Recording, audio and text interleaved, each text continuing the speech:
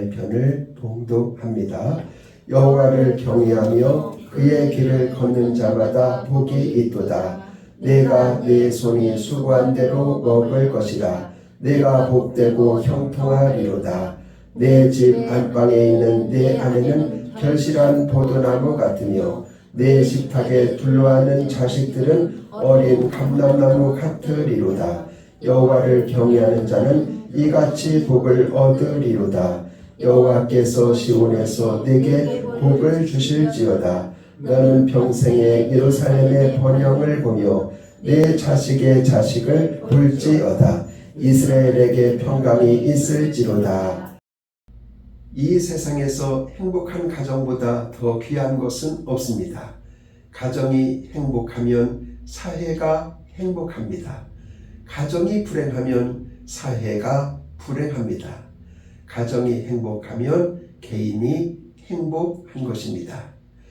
오늘날 많은 사람들이 행복을 원합니다. 그러면 먼저 가정이 행복해야 합니다. 교회는 여러 가정들이 모여서 이루어지는 것입니다. 모인 가정들이 행복하면 교회는 행복한 것입니다. 여러분 한 사람 한 사람 행복하게 사셔서 여러분들의 가정이 행복한 가정이 되시기를 바랍니다. 이 세상에서 가장 행복한 가정, 건강한 가정이라면 유대인 가정을 말할 수가 있습니다. 유대인은 아시는 바와 같이 70년에 나라를 빼앗겼고 1948년에 독립을 하여서 강대국으로 남아 있습니다. 2000년 동안 나라를 잃고 방황하면서도 그들이 잃지 않은 것이 있었으니 곧 가정입니다. 그들은 가정을 중심으로 그리고 회당을 중심으로 신앙생활을 하면서 가정을 통해서 하나님의 은혜를 받고 하나님의 신앙을 붙잡을 수가 있었던 것입니다. 유대인들의 가정에서 안식일마다 그들이 읽는 성경이 시편 128편입니다. 모여서 식사를 하면서 성경 읽고 기도하고 찬송하면서 하나님 앞에 은혜를 구하는 것입니다. 여기에 보면 온 가족 식구들이 얼마나 행복한 가정인가, 즉 복된 가정인가를 보여주고 있습니다. 1절에 보면 여호와를 경외하며 그의 길을 걷는 자마다 복이 있도다 하였습니다. 가정의 기초는 예수 그리스도이십니다. 예수님께서 말씀하셨습니다. 집을 짓는데 모래 위에 집을 짓는 사람이 있는가 하면 반석 위에 집을 짓는 사람이 있다고 하셨습니다. 모래 위에 집을 지으면 보기에는 좋을지 몰라요. 그리고 화려해 보일지 모릅니다. 그러나 환란이 일고 역경의 바람이 일 때 그 모래 위에 지은 집은 무너집니다. 그러나 반석 위에 지은 집은 그렇지 않습니다. 어떤 고난, 환란, 역경이 일어나도 무너지지 않고 든든합니다.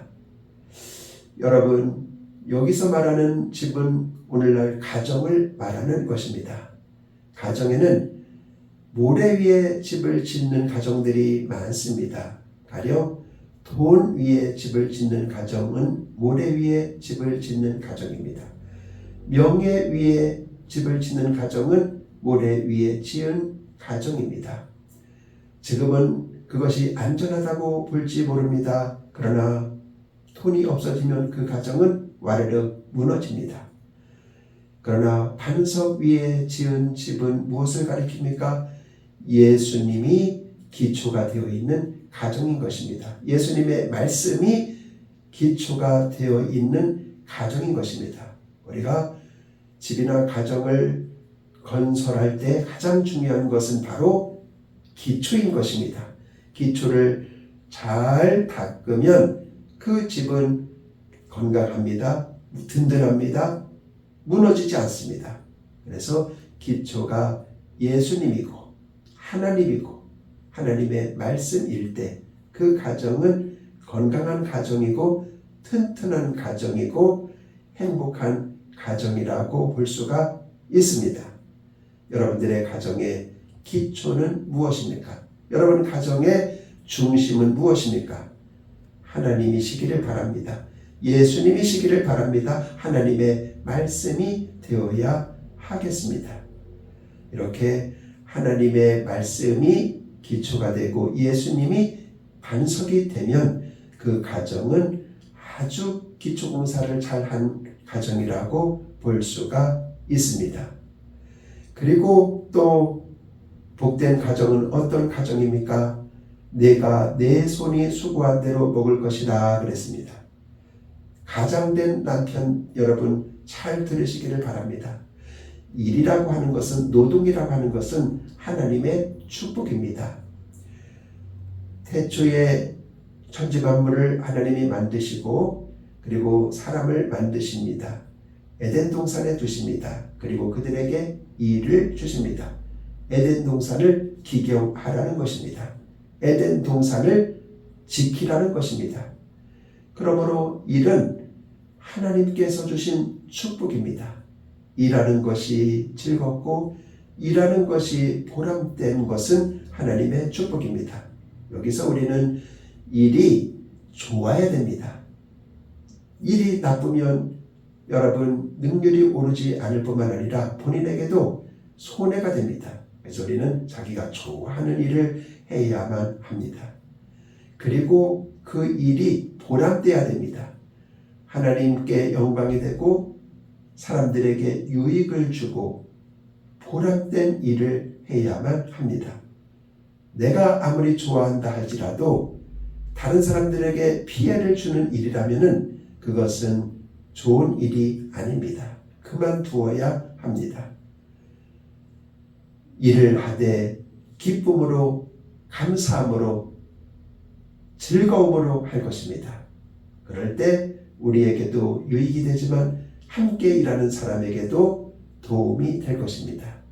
일을 할 때 억지로 일하면 나도 안 좋지만 같이 일하는 사람에게도 좋지 않은 영향력을 끼치게 됩니다. 우리는 일하는 것이 참으로 복이라는 사실을 알고 우리가 일을 하되 기쁨으로 일을 하고 차원함으로 일을 하고 감사함으로 일할 것입니다. 또 수고하며 먹을 것이다 그랬습니다. 여러분 우리가 수고한 대로 먹는다는 것 얼마나 좋은 일인지 모릅니다. 우리 하나님께서는 천지만물을 6일 동안 창조하시고 그 결과물을 보시고는 너무 좋아하셨습니다. 너무 흐뭇해하셨습니다. 그리고 기뻐하셨습니다. 우리 예수님께서도 그러하셨습니다. 예수님은 이 땅에 오셔서 일을 많이 하셨습니다. 한 번은 38년 된 병자를 예수님이 고쳐주셨습니다. 안식일날 고쳤기 때문에 바리새인들이 수군수군거립니다. 예수님을 비난하고 박해합니다. 그때 예수님께서 말씀하십니다. 요한복음 5장 17절에 보면 아버지께서 이제까지 일하시니 나도 일한다 라고 하셨습니다. 우리 하나님은 일하시는 하나님이십니다. 예레미야 33장 2절에 보면은 일을 성취하시는 여호와라고 말합니다. 일을 하시는 여호와, 일을 만들어 성취하시는 여호와. 우리 하나님은 낮에도 일하십니다. 밤에도 졸지 않고 주무시지 않고 우리를 위하여 일하시는 하나님이십니다. 우리가 기도를 하는데 어느 날 밤에 잠을 자고 일어나면 기도가 응답된 것을 보게 됩니다. 이것은 하나님께서 밤새도록 일을 하셨기 때문입니다. 하나님은 6일 동안 세상을 창조하시고 7일째 날은 안식을 창조하셨습니다. 우리로 하여금 쉬며 회복하며 충전하며 안식하라고 안식을 창조하셨습니다. 우리 하나님은 일하시는 하나님이십니다. 예수님께서도 이 땅에 오셔서 병자들을 고치시고 그리고 사람들에게 귀신을 내어 쫓아주시고 회복시켜 주시고 살려주시고 얼마나 생명사역을 하셨는지 모릅니다. 그러므로 우리도 이 땅에 사는 동안에 하나님의 뜻을 쫓아서 일할 것입니다. 하나님의 뜻을 따라서 살아가는 것이 우리의 삶에 큰 유익이 되고 보람이 되고 상급이 될 것입니다. 여러분들 사는 동안에 일을 하시는 것을 축복으로 여기시기를 바라고 기쁨으로 기꺼이 일하시기를 바랍니다. 하나님께로부터 칭찬이 있을 것입니다. 그리고 일한 결과물을 놓고 기뻐하는 것입니다. 여기 수고한 대로 먹을 것이라. 그래서 일을 하고 그 결과물에 대해서 기뻐하고 감사하고 하나님 앞에 영광을 돌리는 생애가 아름답고 복된 생애가 되겠습니다. 그러므로 일한 결과물을 따라서 우리가 축복을 누리며 사는 것 하나님의 은혜입니다. 수고한 대로 먹을 것이라. 먹는 것이 축복입니다. 죽기 직전에 있는 사람을 보면은 먹지를 못합니다. 먹을 것을 주어도 먹고 싶지 않다고 합니다. 밥맛을 잃었습니다. 식욕을 잃었습니다. 감흥을 잃었습니다. 그래서 그들은 먹지 못하는 안타까움이 있습니다. 오늘 우리가 먹을 수 있는 입이 있고 맛있게 먹을 수 있다고 한다면 그것은 하나님의 큰 축복이고 살아있다는 증거가 됩니다. 여러분 건강하실 때 잘 드시기를 바랍니다. 그리고 에너지를 가지고 여러분 보람된 일을 하시고 좋은 일을 하시고 귀한 일을 하시기를 바랍니다. 이것이 여러분에게 주어진 하나님의 선물입니다. 전도서 3장 13절입니다. 사람마다 먹고 마시는 것과 수고함으로 낙을 누리는 것이 하나님의 선물인 줄을 알았도다 라고 말씀하고 있습니다. 그래서 우리가 여러분 일하며 수고하며 먹고 마시는 가운데 낙을 누리는 것 이것이 하나님의 계획이고 선물입니다. 하나님의 은혜입니다. 이런 은혜 속에서 살아가시는 성도들이 되시기를 바랍니다. 또 성경은 말합니다. 내 집 안방에 있는 내 아내는 결실한 포도나무 같으며 그랬습니다. 여기 지금 시인은 가장인 남편에게 먼저 말을 합니다. 네가 수고로이 일하면서 먹고 마시는 것이 복이라고 말을 하고 있습니다. 그러면서 내 아내는 결실한 포도나무와 같다고 아내를 포도나무에 비유하고 있습니다. 이스라엘에는 귀한 나무가 포도나무와 감람나무입니다. 그 중에 포도나무는 아내에게 비유하고 있습니다. 포도나무는 생명력의 상징입니다. 아내가 있으면 집이 활기가 넘칩니다. 또 포도나무는 풍요의 상징입니다. 아내가 있으면 넉넉하고 포근하고 풍요롭습니다. 그의 부드러움과 섬세함과 찬찬함은 얼마나 아름다운지 모릅니다. 또 기쁨의 대표적인 나무입니다. 우리 포도 열매를 먹으면 마음이 기쁘지 않아요? 즐겁지 않아요? 이것처럼 아내는 가정에 기쁨을 넣어줍니다. 기쁨을 불어넣어 줍니다.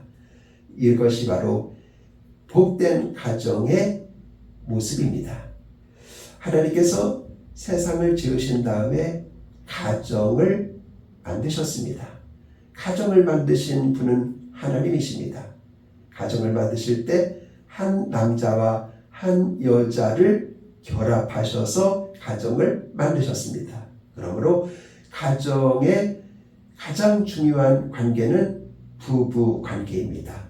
아내와 남편의 관계입니다. 서로 돕는 배필로 지었습니다. 서로 도우라고 하시는 것입니다. 그래서 이 아내는 그 가정에 내 집 안방에 있는 결실한 포도나무라고 했습니다. 여러분, 아내는 집의 안방에 있다는 말은 집의 중심이라는 말입니다. 집에서 그 가정을 든든히 세우는 역할을 한다는 뜻입니다. 이어서 자녀에 대하여 이야기를 합니다. 내 식탁에 둘러앉은 자식들은 어린 감람나무 같으리로다 라고 했습니다. 자녀들은 감람나무에 비유하고 있습니다. 감람나무는 얼마나 귀한지 모릅니다. 그의 열매로 제사장들이나 또 임직할 때 기름을 붓는 것으로 쓰입니다. 그리고 성막에서는 등유로 쓰입니다. 그리고 식용으로 쓰이고 또 아픈데 치료약으로도 쓰입니다. 꼭 필요한 열매입니다. 이것처럼 우리의 자녀들이 이 세상을 살아가는 데 있어서 꼭 필요한 사람이 되라는 축복인 것입니다. 여러분의 자녀는 여러분의 가정뿐만 아니라 교회와 나라와 사회와 인류에 없어서는 안 되는 꼭 필요한 사람이 되는 축복이 함께 할 것입니다. 또 이 감람나무는 장수와 생명의 상징입니다. 이 감람나무가 얼마나 오래 사는지 모릅니다. 수백 년 또는 1000년을 넘게 사는 나무도 있다고 합니다. 그리고 이 감람나무는 척박한 땅에서도 끈질기게 살아남는 나무입니다. 아는 대로 이스라엘 땅은 척박한 땅입니다. 황무지가 많습니다. 거기에 감람나무가 많습니다. 예수님께서 자주 가셨던 감람산, 겟세마네 동산, 거기에도 감람나무가 많습니다. 예수님은 감람나무가 지켜보는 가운데 거기서 기도를 많이 하셨습니다. 그렇게 척박한 땅에서도 살아남고 끈질긴 나무가 감람나무입니다. 여러분의 자녀도 이 세상을 살아갈 때 많은 풍파가 있을지라도 시련이 있을지라도 그것을 넘어서고 그리고 끝까지 끈질기게 살아내는 하나님의 자녀들이 되라는 축복이 되겠습니다. 이 감람나무는 또한 평화의 상징이기도 합니다. 노아가 홍수 때 방주에 있으면서 이제 물이 가마였는가 보려고 비둘기를 내보냈습니다. 그러자 물이 아직 감하지 않은 것을 알고 비둘기가 감람나무 잎을 물고 방주 안으로 들어왔습니다. 이렇게 평화의 상징입니다. 여러분들의 자녀들이 이 세상을 살아갈 때 평화를 만들어내는 사람이 되기를 바랍니다. 하나님은 우리 모든 사람들이 화목한 사람이 되기를 원하십니다. 위로는 하나님과 화목하고 아래로는 여러 사람들과 화목하며 살기를 원하고 계십니다. 이렇게 자녀들에 대해서 이야기를 하면서 내 식탁에 둘러앉은 자식들이 그러하다고 말합니다. 여러분, 자녀들이 가족들과 함께 식탁에 둘러앉아 있는 모습 그려만 보아도 얼마나 아름답습니까? 어떤 화가가 행복한 사람을 그리려고 화구를 어깨에 메고 집을 나섰습니다. 수도사를 만났습니다. 어떤 사람이 행복합니까? 물어보니까 믿음이 있는 사람이 행복하다고 말했습니다. 또 길을 가다가 군인을 만났습니다. 어떤 사람이 행복합니까? 물어보니 평화의 사람이 행복하다고 말했습니다. 그리고 또 길을 가다가 신혼 부부를 만났습니다. 어떤 사람이 행복합니까? 물어보니 사랑하는 사람이 행복하다고 말했습니다. 이제 이 화가는 정말 어떤 것이 행복한지 아직 결정을 하지 못했습니다. 이제 황혼역에 피곤하고 지친 몸을 이끌고 집으로 돌아왔습니다. 집에 돌아왔을 때 아내가 문을 활짝 열며 자기를 반겨줍니다. 거기에서 사랑을 보았습니다. 그리고 어린 자녀들이 이제 식탁에 둘러 앉아 이야기를 합니다. 거기서 평화를 보았습니다. 그리고 식사 기도를 두 손을 모으고 하나님 앞에 드리게 됩니다. 거기서 믿음을 보았습니다. 그래서 이 화가는 가장 행복한 그림으로 식사하는 그림을 그렸습니다. 오늘 성경이 그렇습니다. 내 식탁에 둘러앉은 자식들은 어린 감람나무 같으리로다. 비록 지금은 어립니다. 그러나 그 속에 생명력이 있습니다. 그리고 장수가 있습니다. 가능성이 있습니다. 비전이 있고 미래가 있고 소망이 있습니다. 이와 같은 축복이 있는 가정이 복된 가정입니다. 마지막으로 신앙의 대를 잇는 가정이 복된 가정입니다. 5절 6절에 보면 여호와께서 시온에서 내게 복을 주실지어다. 내 자식의 자식을 볼지어다 라고 말씀합니다. 하나님께로부터 복을 받아서 우리가 자자손손 신앙의 가문이 된다면 그것이야말로 복된 가정이라고 말할 수가 있습니다. 나 한 사람이 예수님을 믿는 것도 복된 일이지만 우리 자녀가 또 손주들이 예수님을 잘 믿는다면 그것은 말할 것도 없이 복된 가문이라고 말할 수가 있겠습니다. 그래서 신앙의 대를 잇는 가정이 복된 가정입니다. 탈무드에 이런 이야기가 있습니다. 천국에 가면 심판대 앞에서 하나님께서 세 가지를 물어보신다고 합니다. 너는 세상에 살 때 정직하고 진실하게 살았는가? 너는 세상에 살 때 자녀들을 잘 양육하고 가정을 양육하고 신앙의 대를 잇게 하였는가? 너는 세상에 살 때 날마다 성경을 읽었는가? 아무리 바빠도 성경을 읽으며 사는 것이 중요하다는 말씀이지요. 유대인들은 안식일마다 시편 128편을 읽었습니다. 그리고 자손들에게 신앙의 대를 유산으로 물려주었습니다. 그리고 하나님을 경외하며 진실하고 정직하게 살도록 교육을 하였습니다. 그렇기 때문에 유대인의 가정이 강한 것이고 유대인의 사회가 강한 것이고 하나님 앞에서 복을 받은 사람들이 된 것입니다. 오늘 여러분과 저도 복된 가정이 되시기를 소원하시기를 바랍니다. 하나님은 사모하는 자에게 응답하십니다. 사모하는 영혼을 만족해 하십니다. 하나님께 기도하시기 바랍니다. 하나님께서 이루어 주시는 것이지 우리의 노력으로 되는 것이 아닙니다. 하나님께서 복을 주셔야 됩니다. 그러기에 오늘 본문은 모두가 다 수동태로 되어 있습니다. 하나님께서 하시고 우리는 피동된다는 뜻입니다. 이렇게 하나님 앞에 복된 가정으로 살아가는 것은 성공한 자입니다. 그러나 복된 가정, 행복한 가정이 되지 못하면 그는 실패한 사람입니다. 여러분, 이 세상에서 성공하시고 하나님 앞에 복된 가정을 선물로 받는 사람들이 다 되시기를 바랍니다. 기도하겠습니다. 하나님 아버지, 저희들에게 복된 가정을 허락해 주셔서 감사합니다. 이 세상에서 하나님을 증거하는데 아름답게 쓰임받게 하여 주옵소서. 예수님의 이름으로 기도드립니다. 아멘.